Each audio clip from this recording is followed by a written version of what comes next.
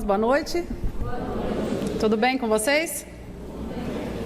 Então vamos estudar, né?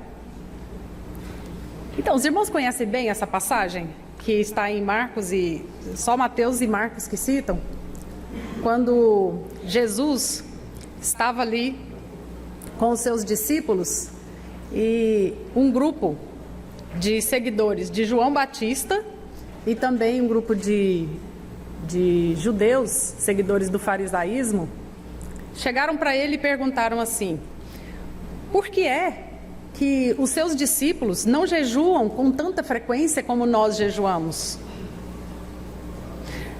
Aí Jesus respondeu daquela forma, né, que ele bem respondia: olha, quando o noivo está próximo, está perto, os convidados ficam felizes.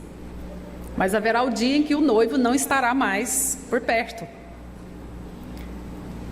O jejum é mais ou menos como o remendo novo em pano velho, vinho novo em odre velho. Se fizer o remendo novo em um pano velho, o pano se rasgará, porque o remendo novo é mais resistente do que o velho. E se colocar o vinho novo no odre velho, o vinho fermentará e romperá esse odre que já estará com as paredes frágeis. Bom, nesse momento, se nós começarmos a analisar essa passagem, nós perceberemos que Jesus fala ali 3 lições extremamente importantes.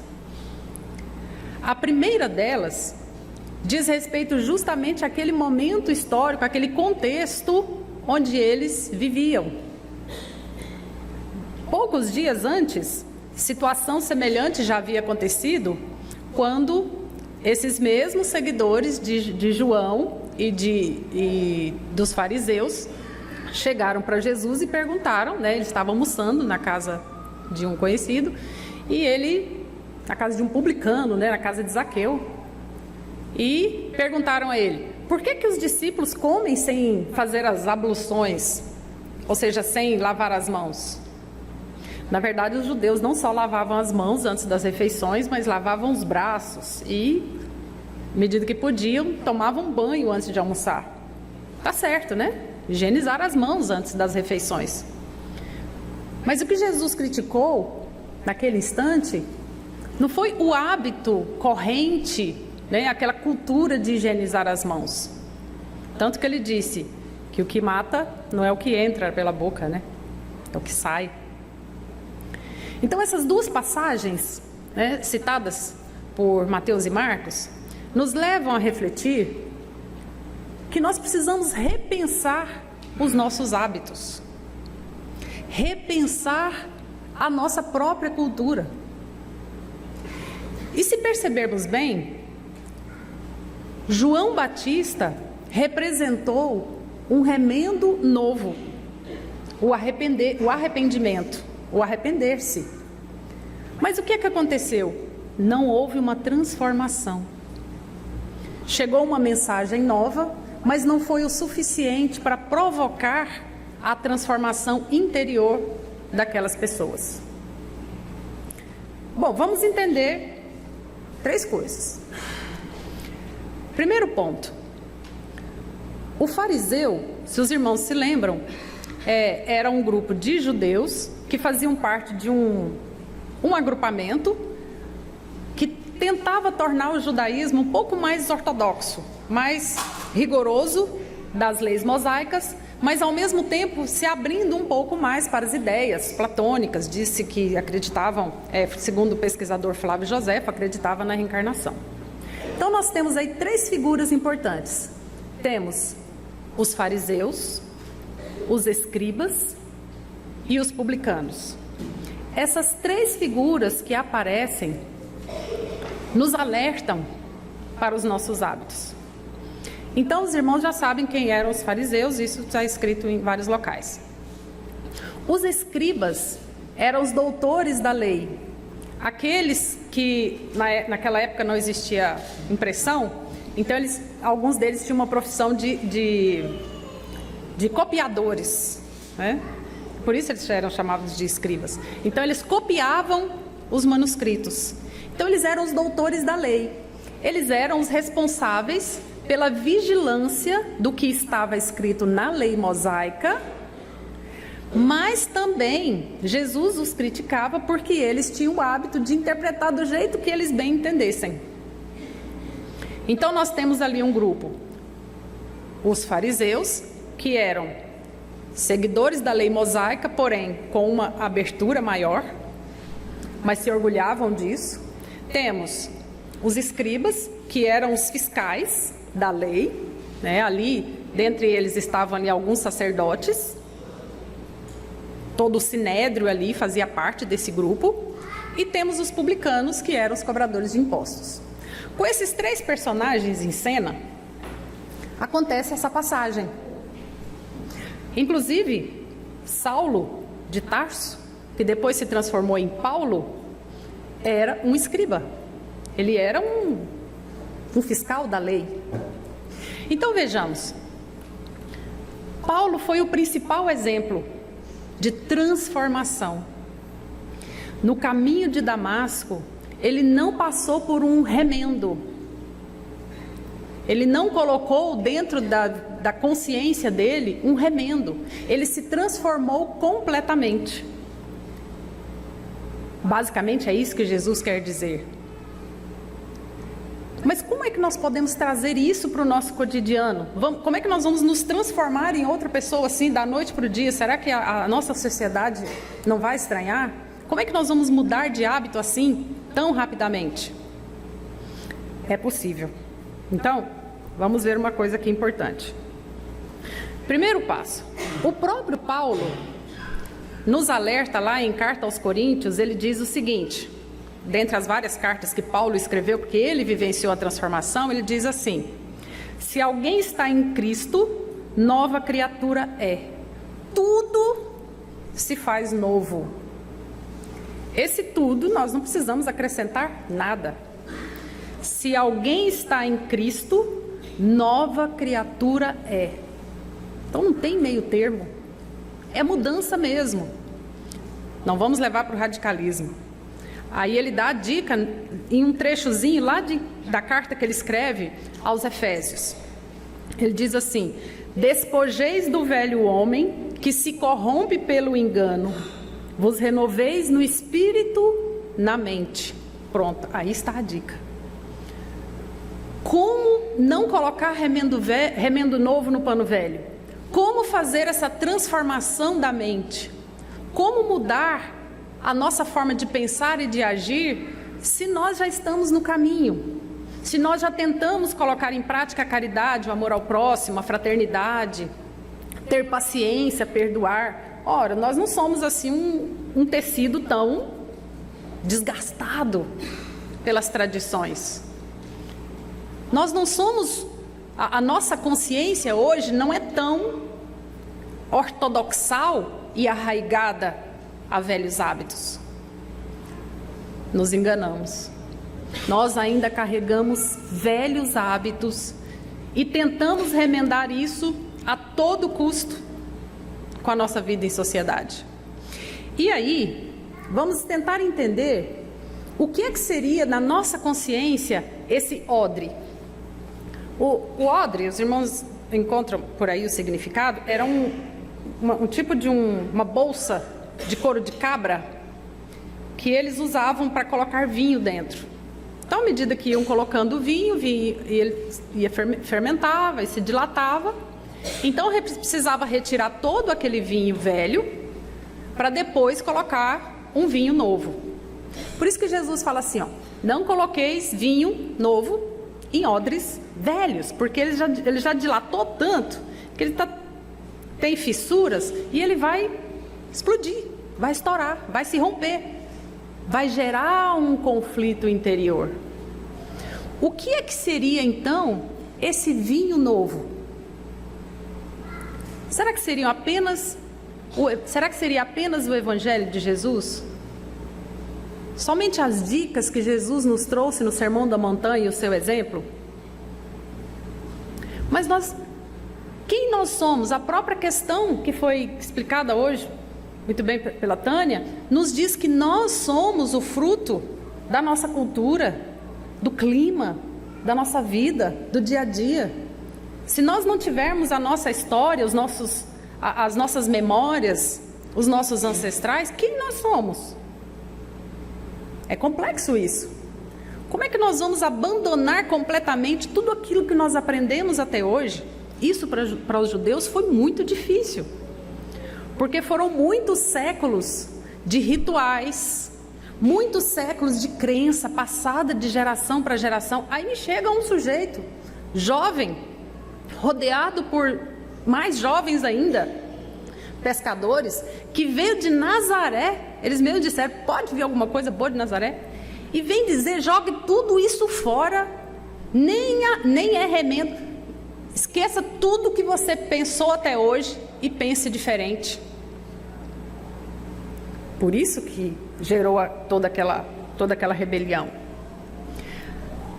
Principais passagens que geraram esse rompimento, que foi vinho novo: perdoar os inimigos. Perdoar inimigo naquela época, difícil. Como? Se eu perdoar o inimigo, eu estarei dando brecha para que ele abuse da minha boa vontade. Amar o próximo como a si mesmo. Na lei mosaica, não existia essa questão de perdão ao inimigo. Não existia perdão à adúltera. E Jesus traz toda aquela nova mensagem de perdoar a mulher adúltera, que seria apedrejada. Mas é claro que quando nós pensamos qual era o contexto daquela época e a injustiça de muitas leis, né, como por exemplo, no caso da mulher adúltera, se uma moça solteira estivesse andando na rua e fosse violentada por um homem, ela seria considerada adúltera. Então, as leis daquela época também eram muito injustas. E Jesus sabia o contexto como um todo. Então, meus irmãos, nessa ideia de substituir a parte superficial, ou seja, o odre, que é a nossa cápsula, de se despir dessa vestimenta de tradições, que às vezes não tem significado para nós, fez com que Jesus nos alertasse para estarmos felizes quando estivéssemos na presença dele. Então ele deu as pistas. O que seria o novo? Ele mesmo, a boa nova, a mensagem que ele trazia, o comportamento que ele tinha. E dentro dessa perspectiva, ele deixava bem claro que seguir Jesus era provocar uma transformação, não somente de eliminação de hábitos arraigados, mas uma transformação química interna, uma transformação tal que a cápsula da nossa consciência não suportaria essa luz tão forte. Mas vejamos, se Jesus falava assim, e o Paulo, quando sentiu essa luz, o que aconteceu com ele?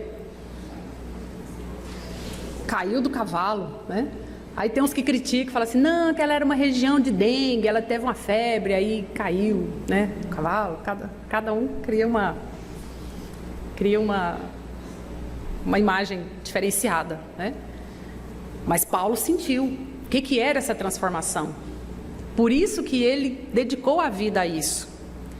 Quando Jesus fala assim, do remendo, o vinho novo em odres velhos, nós já entendemos que a gente não deve colocar.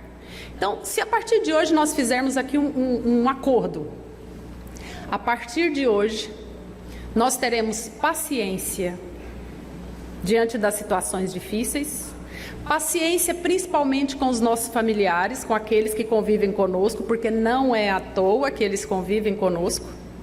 É um engano quem pensa que quando eu chegar do lado de lá encontrarei minhas verdadeiras almas gêmeas. Está bem isolado ou perto. Quando eu passar para o lado de lá só conviverei com espíritos superiores. Você vai conviver exatamente com quem você convive, porque vai por atração, é por osmose. Desculpa decepcionar alguém, mas é porque é questão de nível, não é?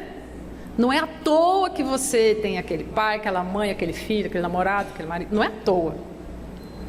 Nada é por acaso.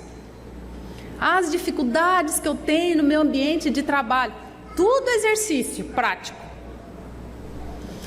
Porque, meus irmãos, nós estamos num planeta de provas e expiações, não é isso? Provas. O professor dá prova no primeiro dia de aula ou só depois que ele deu o conteúdo? Depois que ele deu a teoria, não foi? Teoria, nós já sabemos demais. Quero ver provar. Quero ver na prática, ali no dia a dia. No exercício com o próximo, com aquele que combina conosco ou não. Tenho uma consciência reta, sei exatamente o que eu quero, o que eu vim fazer nesse planeta. Então eu tenho que perdoar o inimigo. 5 minutos depois você é testado. Fala, não, Senhor, não me testa não, que eu sou fraca. Então, esse é o vinho. Então a mudança precisa ser orgânica. E como a gente não consegue fazer isso da noite para o dia, o que a gente precisa fazer? Pedir a Deus iluminação, luz, fé, paciência. Porque ninguém muda da noite para o dia. Ou muda? Muda? Pode mudar por fora, não muda? Às vezes, por fora. Mantém uma vida assim, fora de suspeitas. Se arruma todo, né? Fala corretamente, mas, na verdade, a dureza de coração continua. O remendo é um tecido diferente. Esse remendo, meus irmãos, nós podemos compará-lo a um engano de si mesmo. Bom, eu estou com essa veste velha, mas deu um furo aqui, ou seja, fui descoberto moralmente. Então o que eu vou fazer? Vou colocar um remendo aqui novo. Eu não tenho muita... Eu tenho o hábito de contar uma mentirinha aqui e outra ali. Não, então vou procurar não mentir. A partir de hoje vou omitir. Não menti, mas eu só omiti. Tudo bem, já é um passo, mas é um remendo. Não é uma mudança orgânica, não é uma mudança profunda. Isso, acredito que precisamos de milênios. Mas então, Marisei, como que eu posso eliminar essas falhas e me transformar inteiramente, como Paulo no caminho de Damasco? Comece de fora para dentro, sabia? Se a gente não consegue de dentro para fora, o que faz? Vai de fora para dentro. Comece se limpando dos pensamentos negativos, dos sentimentos de vingança, da impaciência, da falta de fé, organizando sua gaveta, sua bolsa, jogando fora aquilo que não te serve. Se servir para alguém, doe. Limpe a sua caixa de e-mail. Deixe no seu celular somente os telefones que realmente são importantes. Nossa, desculpa, eu acabei de causar um pânico aí, né? Limpar a agenda do celular. Limpar a mente. Parar um pouco às vezes para meditar também, isso faz higiene da mente. Então vamos lá, nós estamos falando então de duas situações. Jesus e seus discípulos são criticados pelo hábito do jejum, que era um hábito que os judeus tinham de fazer jejum frequentemente. Acho interessante, talvez por isso a gente não ouça falar de tanta fome naquela época, né? Porque um dia de jejum é suficiente para sobrar comida para o outro. Não é uma boa ideia? Pode reduzir a obesidade, não pode fazer um pratão no dia seguinte para 3 dias. Então, o novo e o velho não combinam. As pessoas enxergam a incoerência. O que fazer então? Vamos lá. Primeiro passo: identificar o conflito interior. Quando você quer fazer uma coisa boa, de espírito superior, mas você se sente assim meio confuso, é o odre, né? Que está se rompendo. Então aguente firme. Faça essa coisa boa. Supere esse seu conflito interior de ser bom. Mas se eu for bom, se eu vou ser bonzinho, as pessoas vão desconfiar. Não tem problema não, você está em fase de mudança. Coloca uma placa assim, desculpe os transtornos, estamos em fase de reforma. Desculpe os transtornos, estamos em fase de reforma. Segundo passo, desapegue-se. O apego a velhos hábitos. Mas eu tenho o hábito de sentar todos os dias nessa cadeira. Ah, se alguém sentar nessa cadeira. Esse canto do sofá é meu. Como assim? Experimente se desapegar e você verá do que é que eu estou falando. Ai, ai, ai. É a sua vaga na garagem. Se alguém invade um pedacinho, ai meu Deus. São os testes. Experimente se desapegar. Se livre daquele hábito de fazer piadas preconceituosas e até de rir de piadas preconceituosas. Se livre do materialismo. Quando eu falo isso, não é para deixar de pagar as contas, nem vender tudo e morar na rua, não. Quando eu falo isso, é valorizar mais o ser do que o ter. Porque você não sofre se não tem, né? Mas sei lá, de repente tem gente que precisa de uma Ferrari para a autoestima ficar em cima, tudo bem, se consegue pagar. Se amassar e conseguir consertar, tudo bem. Se livre também da pressa mecânica. A pressa mecânica é aquele ritual que você faz assim, sem se perguntar por que você faz isso. Por que mesmo que eu faço assim? Nossa, mas aí vai ser um transtorno. Tudo eu vou ter que me perguntar por que eu faço? Isso te dá consciência. Só não fale muito alto, senão as pessoas vão se irritar. A outra, leitura sem reflexão. Mas eu já fiz estudo sistematizado, eu já li toda a doutrina, já li todos os livros, já li inclusive a Bíblia, de Gênesis até Apocalipse, tudo sei. Para nós aqui o importante é saber? Ou é o ser?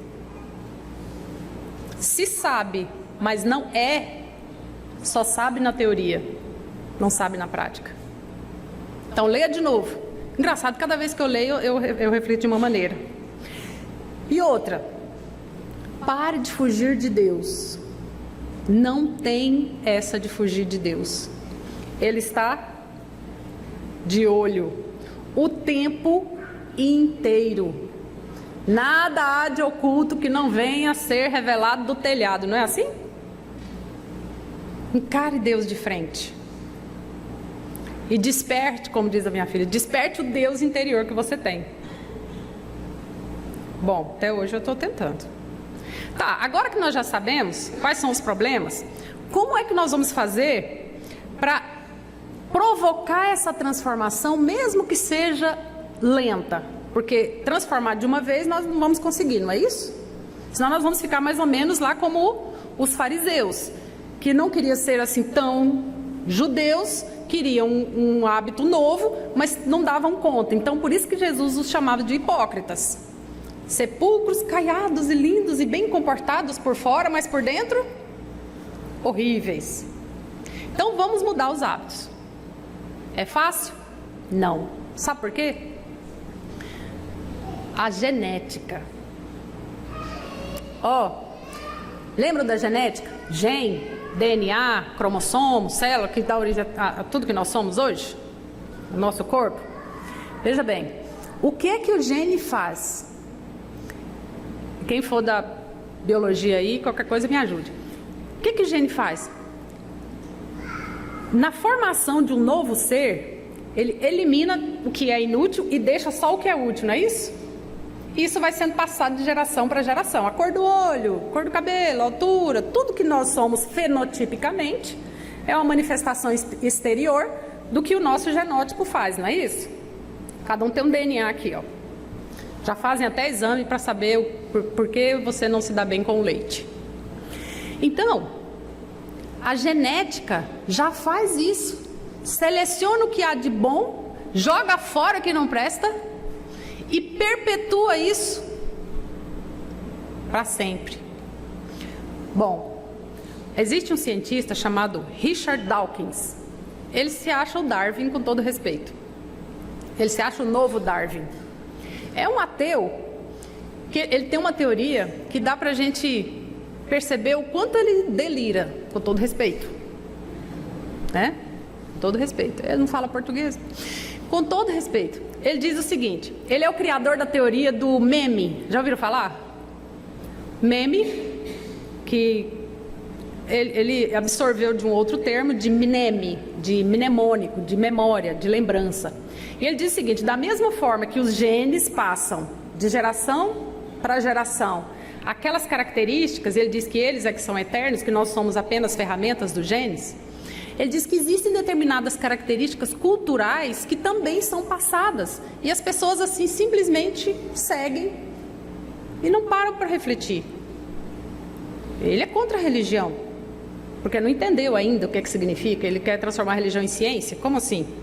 Aí ele diz assim, que o meme é a entidade cultural replicada de forma eficiente. Levante a mão aqui quem não usa celular.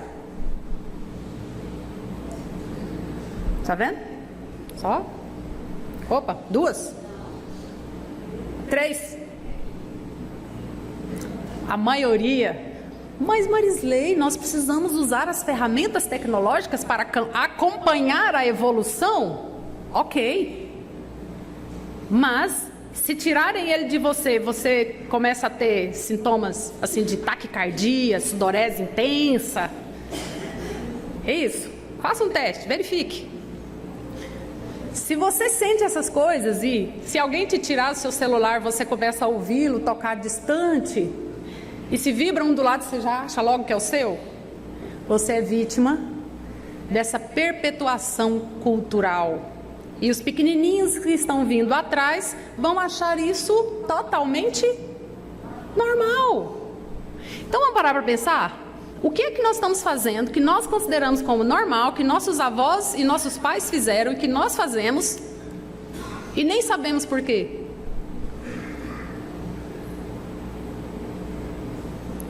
Já citei esse exemplo aqui, vou citar de novo, não é implicância. Mas onde é que está escrito que cabe a mulher lavar os pratos? Pela Constituição, artigo 5º, quem é do direito me ajuda aí? Ninguém é obrigado a fazer nada senão por força de lei. Tem que ter uma lei, não tem? Onde é que está a lei que fala assim, se a mulher não lavar os pratos, ela será presa para sempre? Artigo, não sei o que lá, presa pelo artigo tal. Existe isso? Isso é o quê? É cultural. Então, não quero causar nenhum transtorno doméstico. Tudo bem, tem que lavar os pratos, senão vai dar problema. Mas os homens também podem lavar. Então, o que é que nós fazemos culturalmente e que nos desagrada, que não nos deixa bem, que não nos ajuda a evoluir? Porque a zona de conforto é repleta de atos, de ações e reações confortáveis. Ler muito gera desconforto. Então preste atenção, aquilo que te tira da zona de conforto pode te ajudar a evoluir. Hábitos. Estou finalizando, mas eu presenciei uma cena anteontem em um prédio do estado onde as poltronas estão sendo retiradas para entrar em reforma.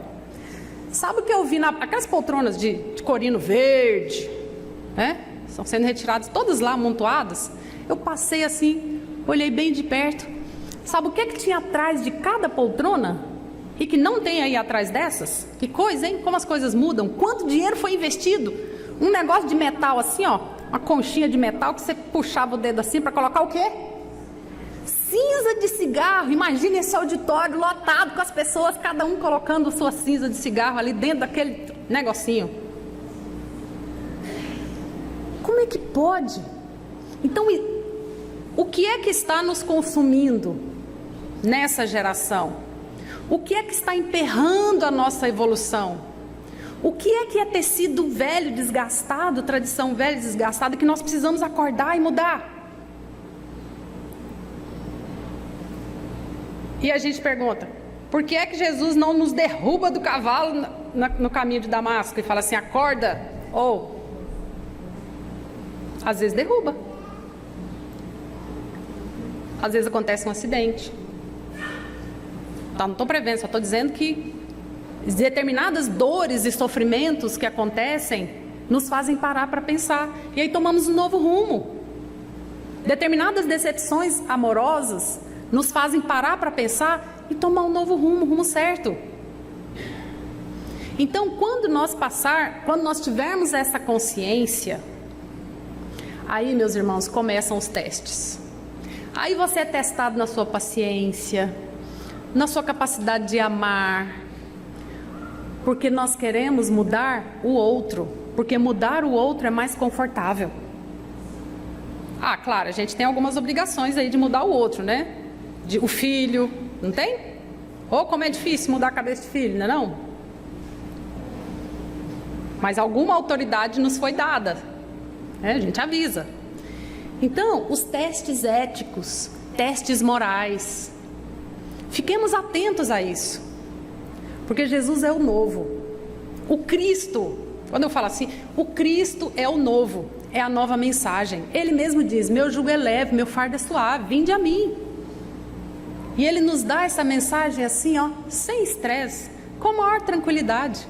Não adianta nada jejuar externamente se você não provoca o jejum interno, o jejum de palavras inadequadas, o jejum de críticas. Não é porque você convive com uma pessoa há vários anos que você tem a liberdade de falar o que quiser para ele ou para ela, não. É justamente essa pessoa que você convive todos os dias, é essa que você tem que tratar muito bem, bem mesmo. Mas eu falo tratar bem, é tratar bem de verdade. Com direito a massagem no pé, chazinho se tiver sem sono, né? Tratar bem. Isso funciona. Bom, tem funcionado nesses 25 anos, né, de casada. Não é sempre, mas quando eu posso, a gente tenta. Não é porque é filho que você tem que fazer um personagem de bicho-papão. Então, gente, vamos tirar essa carapaça de involuídos, de pessoas mecânicas. Vamos repensar sobre as nossas atitudes. Muita paz, que Jesus nos abençoe.